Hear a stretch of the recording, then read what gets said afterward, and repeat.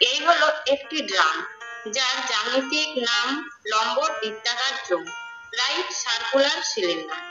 এই চোঙের তল সংখ্যা 3টি, 1টি 2টি 3টি, দুপাশে 2টি সমতল আর মাঝ বরাবর বক্রতল।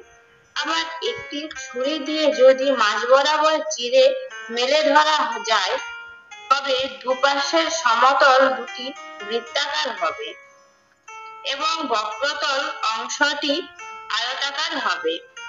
এবার আমরা জানি বৃত্তাকার ক্ষেত্রের ক্ষেত্রফল πr² এবং আয়তাকার ক্ষেত্রের ক্ষেত্রফল দৈর্ঘ্য ইনটু প্রস্থ।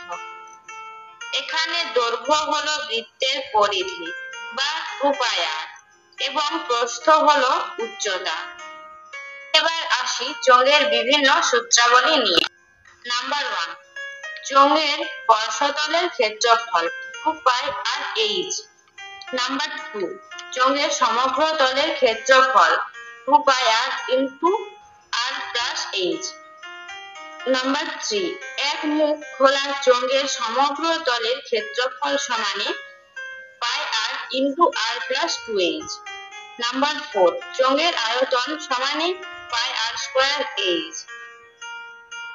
নাম্বার 5, দুই মুখ খোলা ফাঁপা চোঙের আয়তন π × r² - r² × h।